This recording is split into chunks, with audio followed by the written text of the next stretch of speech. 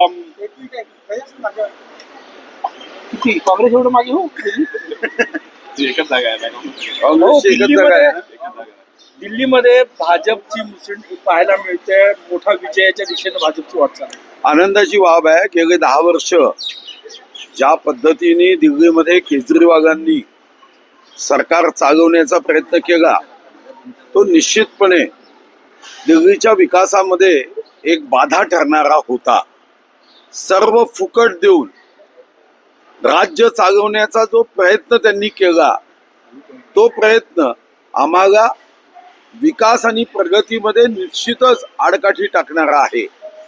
आणि म्हणून तुम्ही बघितलं असेल तेलंगणा, त्यानंतर आंध्र आणि आता दिल्ली यामधून मतदारांनी हे सांगितलं की देशाच्या प्रगतीचा संकल्प करणारा $5 ट्रिलियन इकॉनॉमीचा संकल्प करून त्यासाठी कष्ट आणि मेहनत करणारा असे पक्ष, असे विचार विजयी झाले पाहिजे.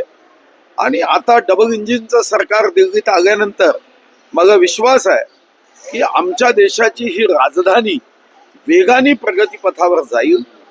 आणि केजरीवालांचं जे असत्य कथन करत सरकार आणण्याचा जो 2दा प्रयत्न त्यांनी यशस्वी केला त्याला जनतेने आता योग्य समर्पक मतदानातून उत्तर दिलं. 25 वर्षानंतर विजयाकडे वाटचाल करताय, किती महत्वाचं वाटतं आणि यातनं काय मॅसेज जाईल असं वाटतं इतर राज्याचे?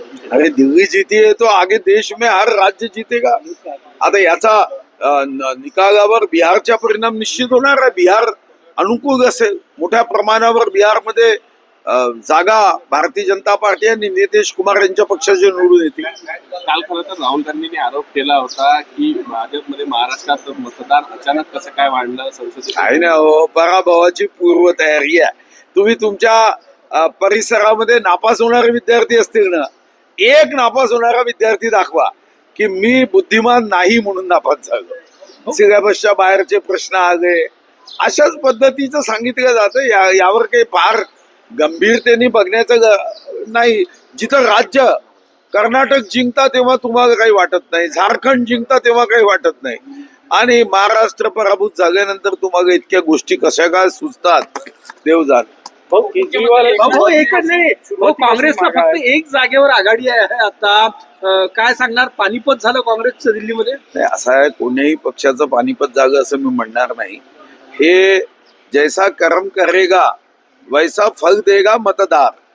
त्यांनी ज्या पद्धतीचं कर्म केलं तसं मतदार फळ देतोय. हो, केजरीवाल सुरुवातीपासून पिछाडीवर आहेत. 78 मतांनी ते मागे गेले होते. त्यामुळे आप तर थोडा मुख्यमंत्री म्हणजे माजी मुख्यमंत्र्यांनाही दिल्लीच्या जनतेने नाकारलं. ज्यानी ज्यानी दारूचा हात पकडला, आता दारूचा द हा माणसाला दानवाचा द करतो. त्यांनी दारूच्या ह्याच्यात जे स्कॅम केलं ना, ते स्कॅम हे निश्चितपणे लोकांना आवडत नाही. एकनाथ शिंदे साहेबांना रात्री अमित शहाची दिल्लीत जाऊन भेट घेतल्याची माहिती आहे. पालकमंत्री पदावरून तुमची नाराजी आहे त्या संदर्भात चर्चा त्यांच्यासोबत केली.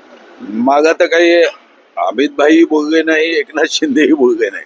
त्यामुळे त्या दोघांच्या चर्चेवर मी काय प्रतिक्रिया देणार आहे?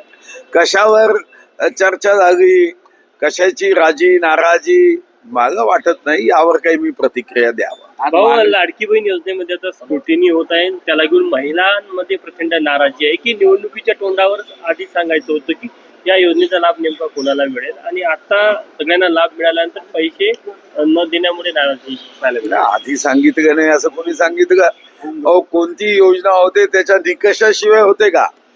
ती योजना सुरू झाली तेव्हा 1001% त्याचे निकष ठरले होते की 4 चाकी व्हेकल नसावं, इन्कम टॅक्स पेअर नसावा, तो सरकारी नोकरीत नसावा, आमदार खासदार नसावा.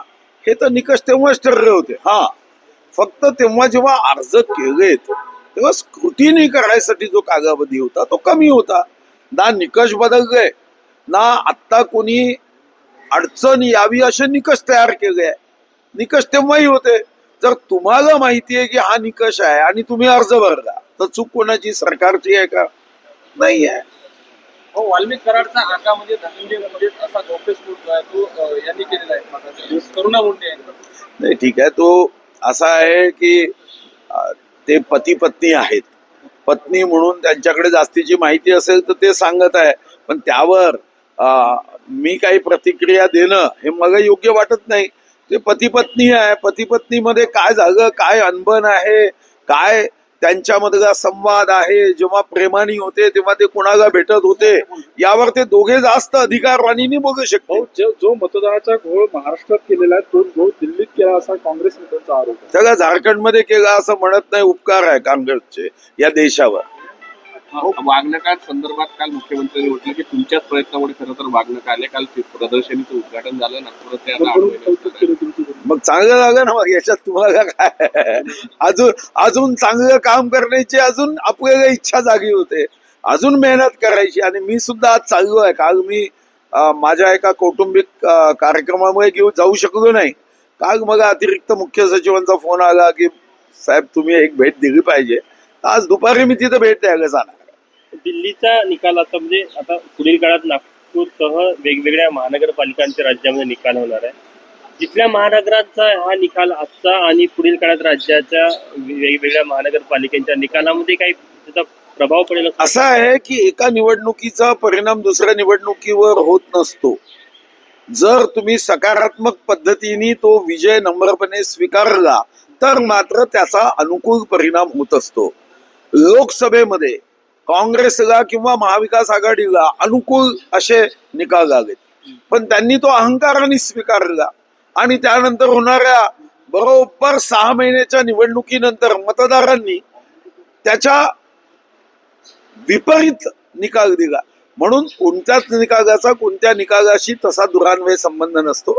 तुम्ही कसे वागता, तुम्ही जनतेच्या हितासाठी काय कल्पना मांडता, तुम्ही जनतेच्या विकासाच्या साठी प्रगतीसाठी काय संकल्प करता, यावर हे सर्व निकाल अवलंबून असतात.